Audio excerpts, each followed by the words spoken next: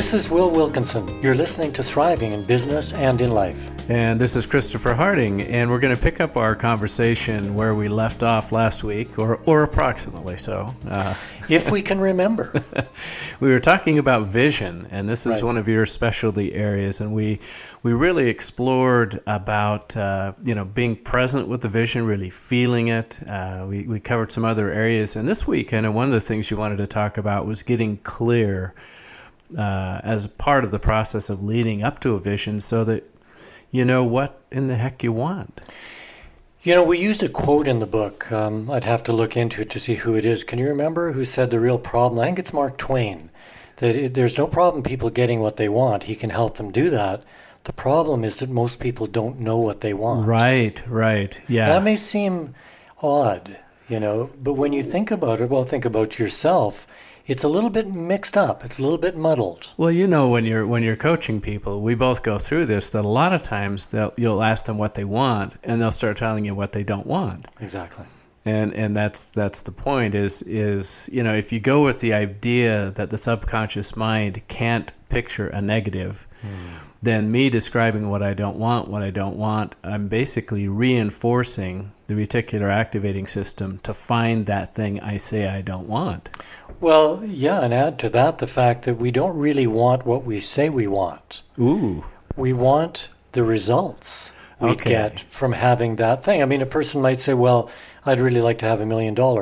Right, you talked about that last week. What they're really looking for is the feeling. Yeah, and it goes along with everything. I really want a better relationship.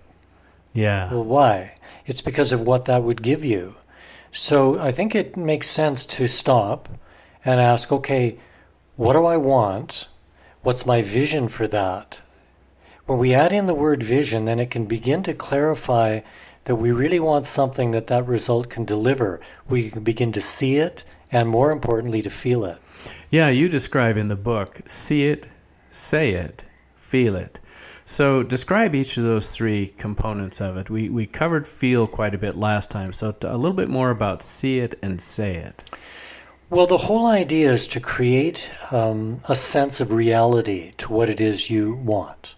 Okay. You're training your body, mind system, including the subconscious mind, to assume that what you're describing is already real. I mean, athletes do this. They learn how to visualize the perfect golf shot.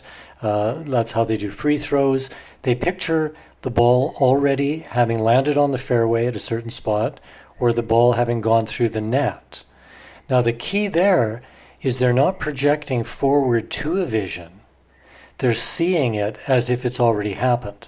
Right. The golf ball is lying out there on the fairway, and I've done this. I'm not a great golfer, but I've been amazed at times when I was able to really create a vision of where I wanted that ball to go, and assume that it was already there. Then when I hit, it was effortless.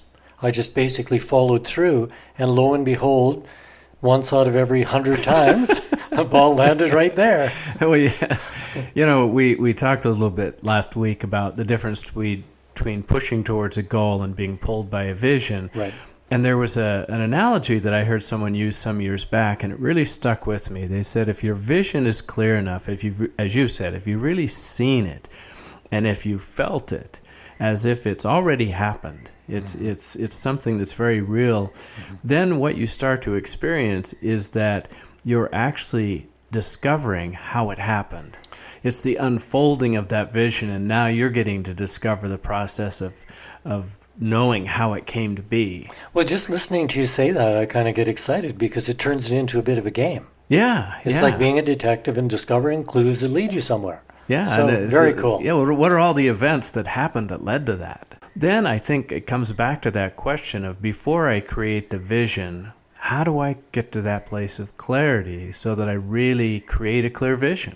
Well, and the simple thing for listeners to play with here is to do it from the future looking backwards. It's one of the distinctions I've made just working with clients for many years. So say more about that. Well, it seems to work best that instead of looking forward to something we want to create, to time travel into the future past the point where we've been successful and reflect back. So you and I had the pleasure of doing a presentation with one of our other colleagues the other day, and as we were driving there, you were doing that, weren't you? Well, exactly. It's very simple. I just said, well, let's imagine we're driving home, reflecting on a very successful presentation. And I said a few words, you did, and our partner Kay did as well. It's very, very interesting to do that because, as you were saying a moment ago, you begin to feel where you're going. Right. Yeah, we started saying, well, wow, we really enjoyed this part of the presentation, and this turned out better than we expected. And we were acting as if, and really projecting ourselves into the future, and getting really clear on the result we wanted. Well, and another word for this is celebrating. Yeah, And, you know, all the successful people tell you that an important part of, building towards success is to learn the habit of celebrating your wins. Now think about that for a minute. And a lot of us in our culture, and I've been guilty of this myself, is that false humility you were talking about a couple of weeks ago, where something really great happens and I kind of downplay it or I write it off. Right. And that actually is countering this powerful process of visioning you're talking about. Well, it is. And, we had an experience here a couple of weeks ago. We were both at a conference, about 300 people there, 7 great presenters. I was moderating a couple of panels. They turned out pretty well, and it was a challenging situation. And so I got a lot of praise after that. Yeah. Well, when you're getting praised, it feels great, but there's a tendency to deflect it. Right. Oh, it was nothing. It was a team effort and all that stuff. But I've learned that actually, because I do this visioning work, those moments are almost like a nuclear experience because I had a vision for those panels.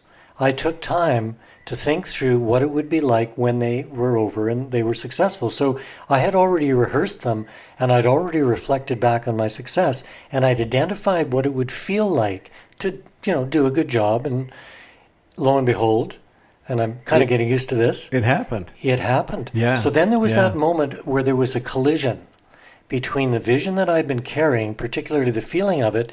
It moved along the linear time frame and met the actual event in linear time.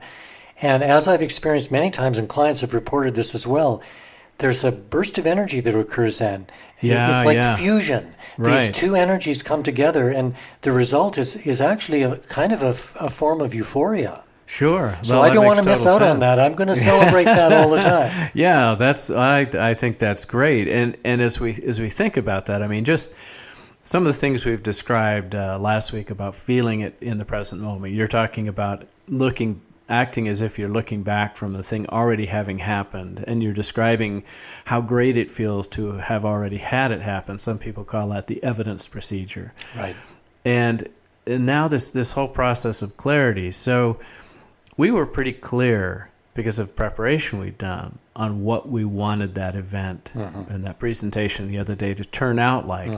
So let's say that I'm an average person and I'm sitting down and I'm going, this visioning thing sounds really cool, and I'm not exactly sure how to determine what I really want. I mean, what guides a person into knowing what would be a good vision for them? Such a good question, and there's not a quick and easy answer, although it's a step-by-step thing. I think it begins with thinking, which in this culture is increasingly a rarity. Actually thinking, engaging the thought process and asking questions. This is the Socratic method. So what do I want? We talk to ourselves. What do I want out of this situation? Now, we may think that we're wondering, but until we bring it to focus as a silent question, I find often we're not actually. So we start inquiring. I'm heading into this a half hour. We had 30 minutes. It wasn't a long presentation.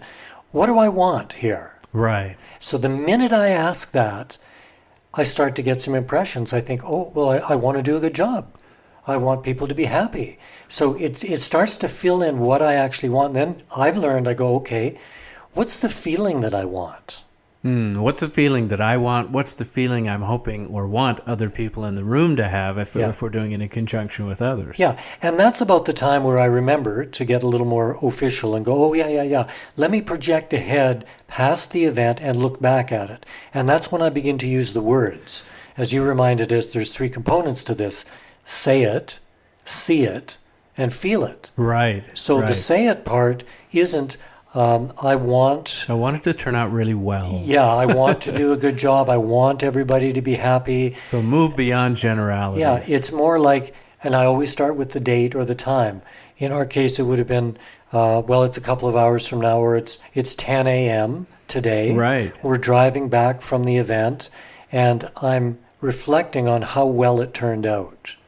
Now those are very powerful words. Yeah. I'm reflecting on how well it turned out. So that's a starting place, right? Yeah. That gives us the frame. And then we got into specifics about specifically what were we happy about? Yeah. What were we celebrating? Exactly. And I mean, I love the term game because you can see how this is actually a lot of fun. We're playing a game with our minds, and it's teasing out those things that we should actually do. Right. Yeah, Yeah. well, and then again, when we're looking from the future back, then when we show up in the moment, our mind is already primed to create that experience because we've been looking at it as if it's already happened. And that means we need to make it as realistic as possible. Right. So the second step, seeing it, is where we can get very precise. And often with clients, I have to encourage them to get more detailed. They'll start on this and they'll say, okay, I'm working on, I'm making dinner for my wife. And I'm a little nervous because I haven't cooked for a while. So, like a gourmet dinner. So I'd like it to turn out well. So the person says, well, okay, I'm laying in bed after the evening is over and it turned out great. How do you feel? I feel great. Right. Well, there's not a lot of literacy there. So Yeah. I want them to go, it's 11:15. I just turned out the light. I'm laying on my left side. I can hear the rain on the window. I'm feeling tired but happy.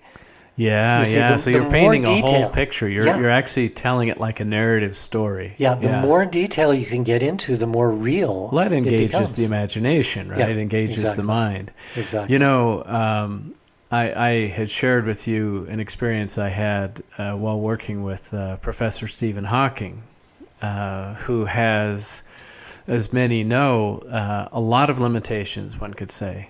He can't walk. He can't talk.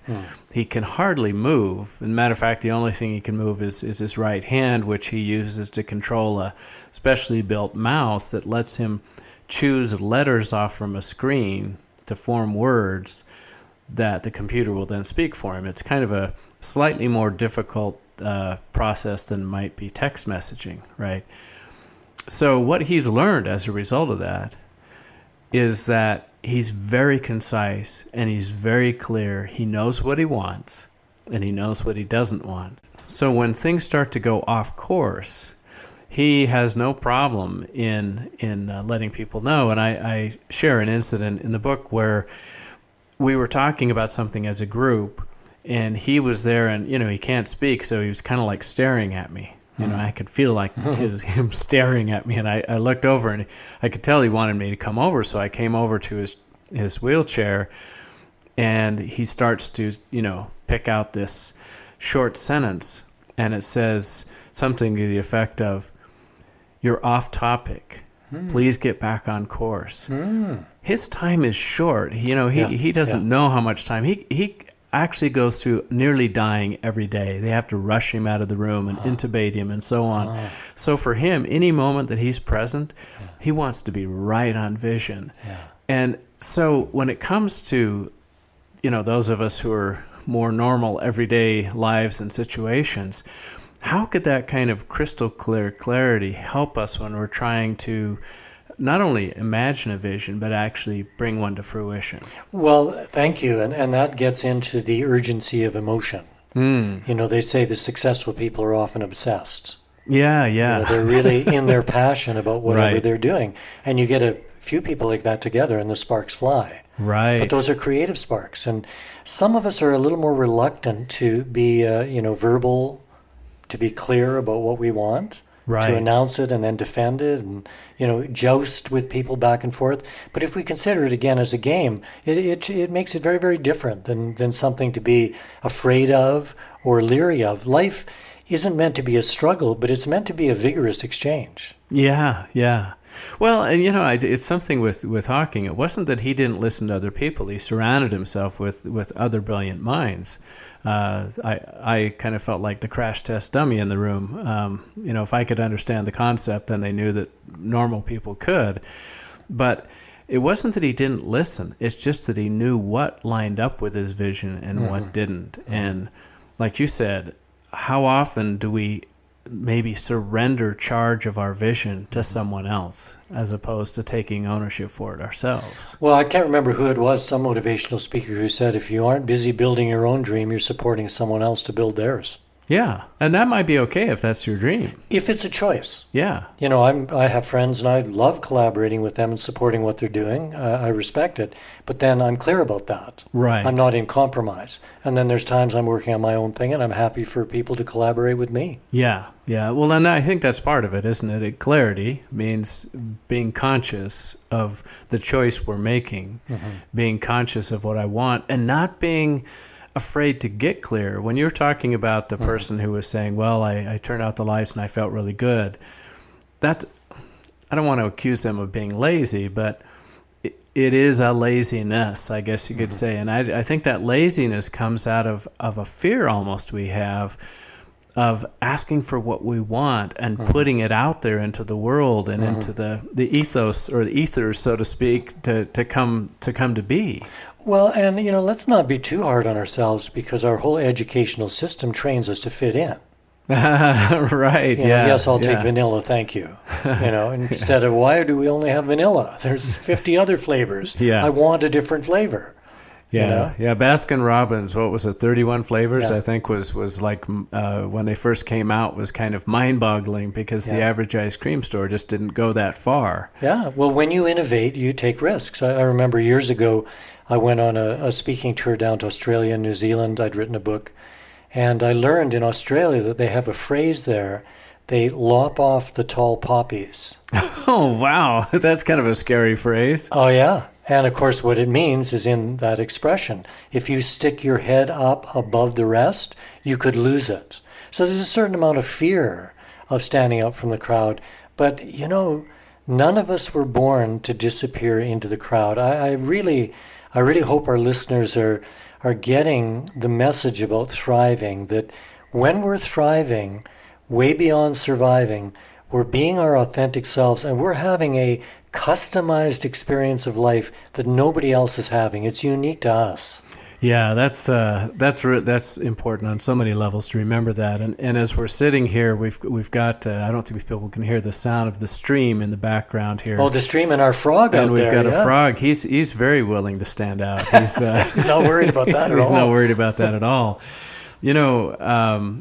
As we're thinking about this, as my wife Leela and I came home the other day to discover that a pipe had burst in our house. Right. And water was gushing everywhere. And what a nightmare. Oh my goodness. I mean, our first thing was get the water shut off and the outside turn off fortunately valve, you knew where the turn off was. but it was frozen.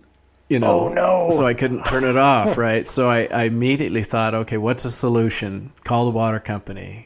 Called the water company. Just pictured them coming right away. Yeah, and he got there within probably 2 minutes. Wow. Helped me get the water shut off. Well, now we're living in this situation where our house has become a demolition zone. Yeah. And so for us right now, the process we're going to need to go through is to get clear on what do we want during this 6 weeks of demolition. Well, why don't we just run this as a little process here and I can guide you. I think it might be more helpful for listeners than if you just talk about it. Are you willing to have me direct totally. I desperately need it. All right. Good. Well, you reminded me of Socrates responding to a student who said he was desperate to know the truth and have wisdom. Socrates just led him silently down to the river.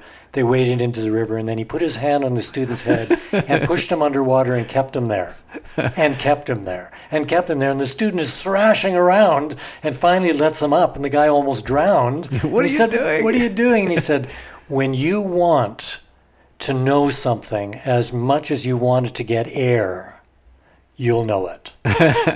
So the term desperate doesn't necessarily need to be a bad term. It's like motivation. Yeah, if you'd been seeing the look in my wife's eyes today, you would have known that it is truly desperate. She's frazzled. So we've got a good one to work on. So just you've already described the situation. So let's just jump right into it. When do you think it'll be resolved? From what you've heard and your intuition, both of them. Let's say it's 8 weeks from now. Okay. And so let's date that, just because the brain likes precision. So this is the 12th. Yeah. So let's say it's May 8th. May 8th it is. Okay. Yeah. So it's May 8th. Leela and I are sitting at the kitchen counter. It's newly redone. It's a kitchen counter that she's always wanted, rather than the one we've had. And what color is it? It's kind of this beautiful, kind of a warm tan color. And marble or granite? Granite. Oh, beautiful. Yeah. And we're sitting there. And she's got this smile on her face, and she's, we're just talking, and she's saying, "Oh, I wasn't sure this day would come, but I'm so glad it's done now, and it's even better than we imagined. I mean, the cabinets have all fit back in beautifully, and the floor. I mean, I never thought it could be the same, and it's like brand new." What time of day is it? It's like about 6 o'clock in the evening. We're just getting ready to cook dinner in the new kitchen, and we're going to cook some Asian food, and so you can smell a few things in the kitchen. Yeah. We've got some ponzu sauce out, and we've got the broccoli and the different vegetables ready to throw in the wok, and I can just feel in my kind of like chest, my heart area, just this warm feeling of gratitude that not only did we survive the experience, but we actually had a lot of fun while it was going on, because we did different things than we would have done. Right. How else does it feel? Just picture yourself there. There you are with Leela, enjoying this brand new kitchen, better than you hoped it would turn out. I feel abundant. Abundant, yeah. Yeah, I feel abundant, really grateful. Laughing in a way that's such an unexpected, demolition project. It came into our life and actually created an opportunity for us to just get closer together even still. So there's pluses that have come out of this. Yeah. Matter of fact, in that moment, all I can see are the pluses. So how does it feel doing that? Oh, I love it. I'm looking forward to it. Yeah, I mean, the process is enjoyable to do, and we'll see now as you go along what happens. But the point is to identify the feeling and then to stay in the feeling. Well, and that's the thing. I mean, I mean, that was so real to me as I was imagining that, Will. I mean, I could feel it. I could see it. I closed my eyes as I was describing it to you. And I'm excited about that moment. It's like that moment has already been planted in the future, and I'm really looking forward to that. So, there may be some uncomfortable or inconvenient times between now and then, but holding on to that feeling, I can access that feeling at any time.